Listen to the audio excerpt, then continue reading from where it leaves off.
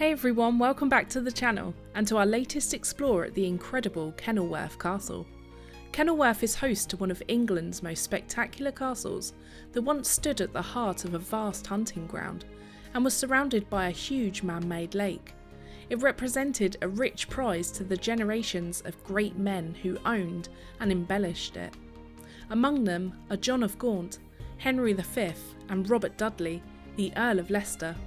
So join us as we walk the grounds where love was never reciprocated, a 6-month siege that created history, and the castle that went from mighty medieval fortress to a romantic Elizabethan palace. Once you've parked up and got ready, you can visit the English Heritage Shop to buy your ticket, where there are friendly faces to help you discover the castle and tell you some of the routes that you can take. You make your way inside and you'll walk across a raised way, which was originally a dam and an access road. The marshy lands to our left and right used to be a huge man-made lake on either side, which were used as a first defence to the castle. The lakes that surrounded the fortress were also a place where plenty of fish and wildfowl would have been, which would have then been caught, prepared and cooked in the extensive castle kitchens. Later though, as a consequence of the English Civil War, the lakes were intentionally drained by one of Cromwell's men, Colonel Hawkesworth. This was an act of intentional damage. This attempt of slighting was to prevent the castle to be used as a stronghold during future uprisings.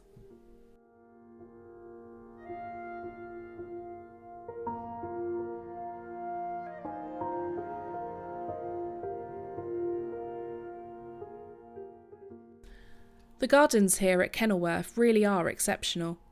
The private garden was created for Queen Elizabeth I and her visit to Kenilworth. This garden was only to be visited by her and her closest companions, although that didn't stop George Gascoigne, who was an important English poet and soldier, who disguised himself as a gardener to sneak in to find inspiration for his latest literature, The Princely Pleasures at Kenilworth Castle. Or Robert Langham, who snuck in whilst Elizabeth was out hunting, to then write about all of the events in a letter.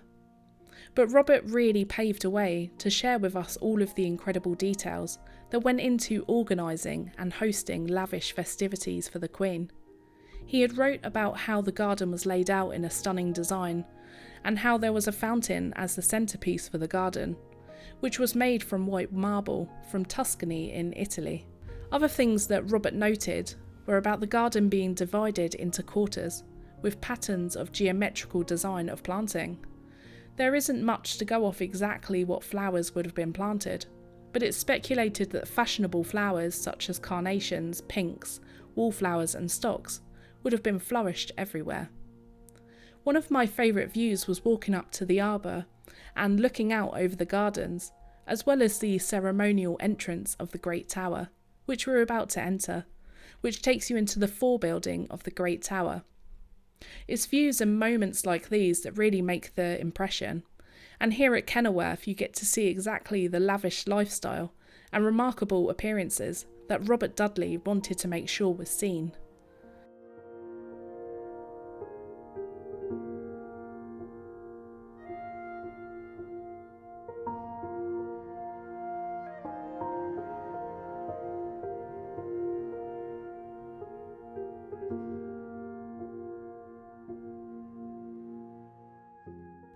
On the north side is the huge sandstone keep, or the Great Tower, the heart of the castle, as well as the main residence during the 12th century. It had 2 main floors that were built in the 1120s, with most of the top stage being added by King John, but it was Robert Dudley who introduced the large grid windows on the first floor to make sure that there was a grand great room for entertaining.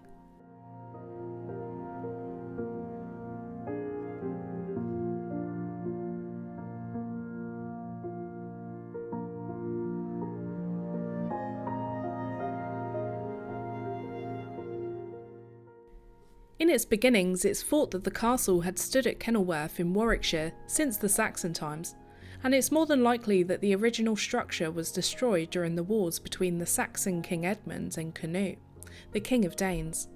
Following the Norman conquest, Kenilworth became the property of the crown, and in 1129 King Henry I gave it to his chamberlain, a Norman noble named Geoffrey de Clinton, who was both the Treasurer and the Chief Justice of England at the time. But shortly after 1129, Geoffrey had founded an Augustinian priory and built a castle in Kenilworth. The original structure would have started out as a typical, modest Motte and Bailey timber castle. You can still see the large earthen mound that formed the base of the motte.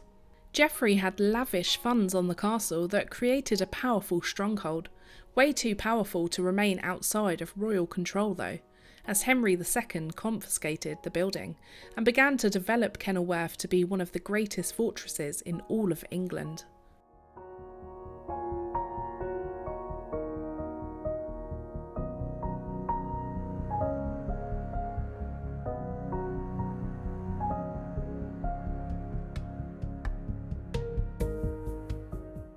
Of all of the medieval castles in England, I have to say I think Kenilworth is close to a new favourite of mine, with its stunning local red sandstone oozing at you as you enter, and the ruins of the castle becoming bigger and more impressive as you wander towards them. On its first approach, you'll notice how vast the castle is, how imposing and mighty this fortress is and once was.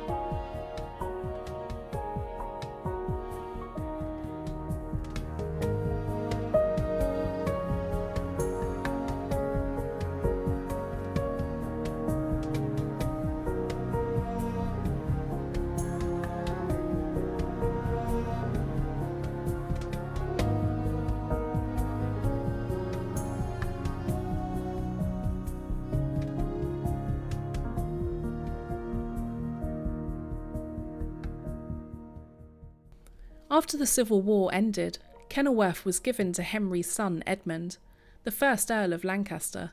For the next century, the Lancasters would own and operate out of Kenilworth, turning it into a grand castle that was fit for kings. Most notably, around the 13th century, John of Gaunt made vast improvements, including the addition of the Great Hall, lavish apartments, and extensive kitchens. John also made changes to the priory that was originally founded by de Clinton, adding a dance floor in the priory for Christmas of 1379. John of Gaunt was not just a nobleman, but was third son of King Edward III, an ancestor of all of the English monarchs from 1399 onwards, and was also known as one of the wealthiest men to have ever lived. Taking into account inflation rates, John was worth a modern equivalent of £110 billion, making him the 16th richest man in history. John's architectural additions were considered to be some of the finest representations of domestic architecture at the time. Along with the additional buildings, John had also added an enclosed garden and bridges along the moat to reach parks and hunting grounds for entertainment. Adding to his portfolio of work is the Great Grand Hall, which was so beautiful to walk around in. It truly was his architectural masterpiece, and you felt that presence of grand and luxurious living whilst entering through the now empty shell of a room. If you look around, you'll see that John updated the Great Hall with long, beautiful tracery windows and 6 fireplaces, giving some indication just how big this room was. The walls are decorated with stone panelling, and it would have displayed prized possessions and paintings.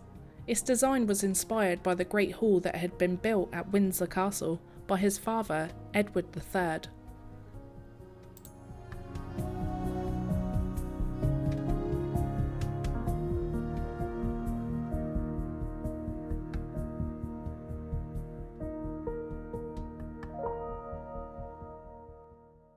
Following on from the Great Hall, at the south end is the St. Lo Tower and the site of the State Apartments. The apartments, which were originally on the first floor, are now unfortunately lost, but the elegant and beautiful entrance oriel still survives.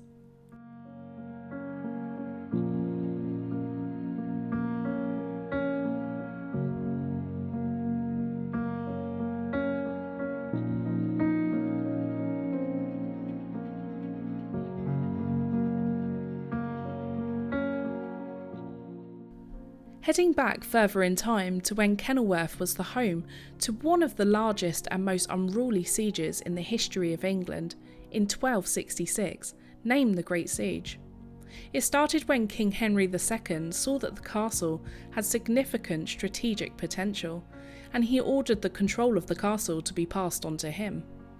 Between Henry II and his son, King John, they splurged money on the castle and built an important ring of outer defence works, which we're able to still see today. In 1253, Simon de Montfort was granted the custody of the castle, where he spent plenty of money on the castle, making it into the formidable fortress it deserved to be, including equipping Kenilworth with a number of mighty stone catapults and powerful machines. However, de Montfort slipped up and in 1258 led a group of barons in rebellion against the present King Henry II. Simon's early successes included the capture of King Henry and also his son Edward, making de Montfort the caretaker king of England. But Simon's actions were short-lived, as Edward managed to escape from his captors and went on to lead a massive army into battle against Simon de Montfort, and the result of this had Simon killed in a bloody battle of Evesham in 1265. But from 1266 onwards, some of Simon's loyal followers barricaded themselves inside of Kenilworth in defiance of the victorious king, which made this whole situation frustrating for King Henry III. Kenilworth was later used after de Montfort's death by his son Simon the Younger, where Henry's father and his great-grandfather had spent tens of thousands building up the mighty defences of the castle. Now his own forces were locked out of the castle, and those very expensive defences were now being used against him. The siege of Kenilworth Castle began in June of 1266, and lasted 6 months till December in the same year. Those who were defending the castle lived through very shocking difficulty, but were ultimately successful in keeping out the attackers for quite an unheard amount of time.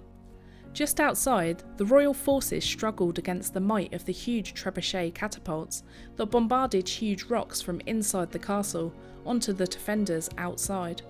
This forced the royal army to flee back to London to find and procure equal machinery.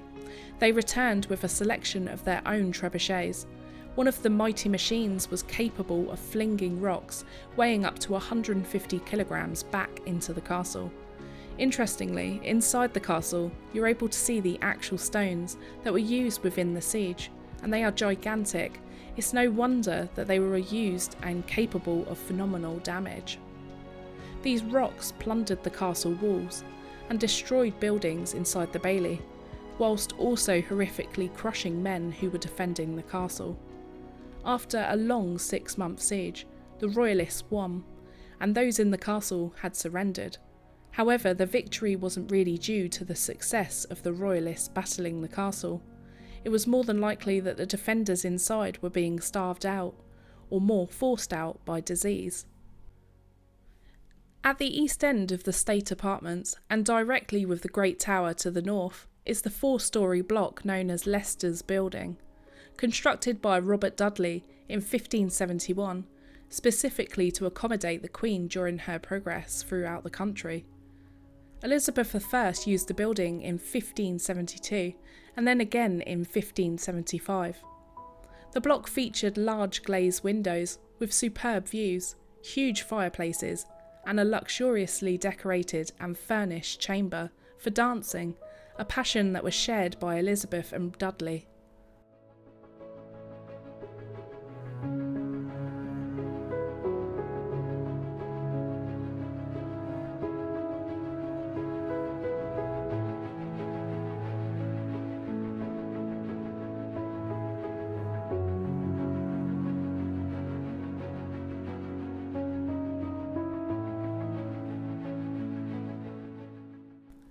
Inside, you're able to hike a number of stairs of this 4-storey tower, which leads you into a number of rooms. One which is quite noticeable is the Queen's outer chamber.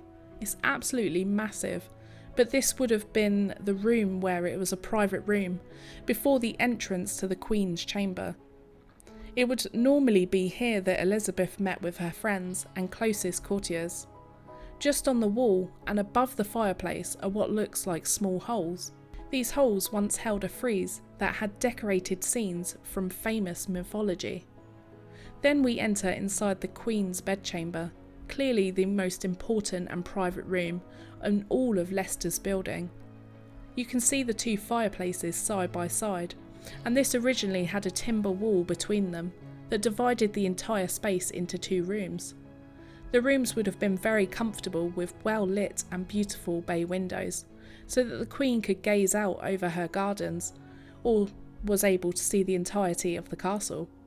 There was a turret to the right of this room, which was added after 1572, and the idea was that the Queen would be able to pass through here and climb to the fine room above without being inconvenienced or noticed.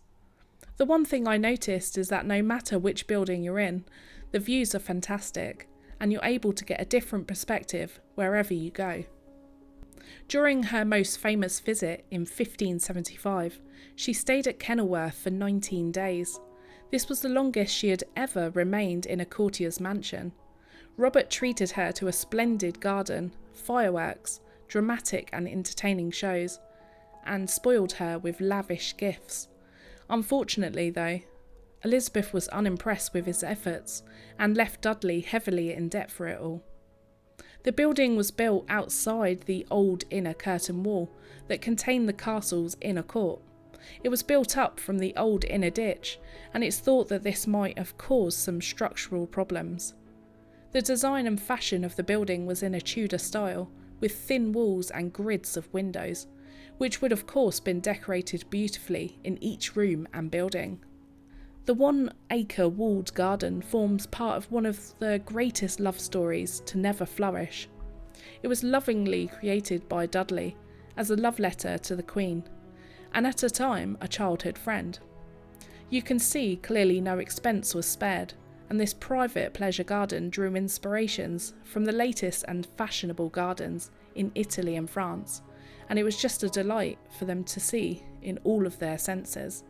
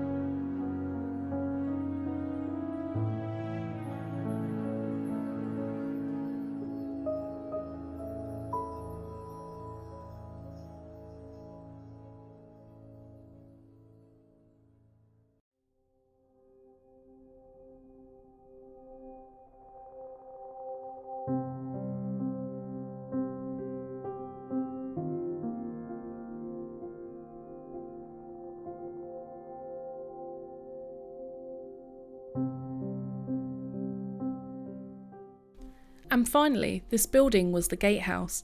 It was built originally as an imposing new entrance to the castle by Robert Dudley in the early 1570s. But following the Civil War later in 1640, it was then converted into a private residence by Colonel Joseph Hawkesworth. Originally, there was an entrance passage that was wide enough for carriages to run through the centre of the building, where now there is a rather large bay window. But to have created his house of dreams, Hawkesworth blocked up the entranceway passage and added the gable extension to its right. The work was completed with the building materials from elsewhere in the castle, including the classical and beautiful porch, seen over on the left-hand side. Inside of the ground floor room there is a stunning fireplace that really caught my eye, as well as a further 2 floors with incredible artefacts, history and replicas worth having a good look around. It was right up until 1889 that the house was occupied by the tenant farmers, but today the rooms in this building are shown just how it would have appeared in the 1930s.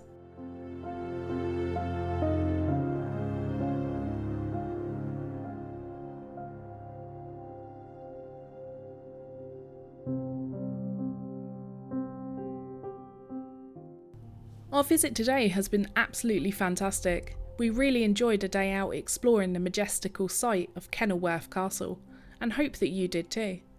It's worth noting how busy this castle gets, so be like us and plan your journey early to get the best views from the towers and leisurely strolls in the garden. They have toilets, 2 museums with history and artefacts worth looking at, and a cafe with plenty of benches throughout the site, so you can sit and enjoy the views. So please be sure to hit that like button, consider joining the channel as members or on our Patreon using the links in our bio. And why not subscribe to the channel if you haven't already? We want to say a big thank you to our Patreons and to our channel members. We appreciate all of your kind support in helping us create more videos. So we'll see you in the next one. Till next time.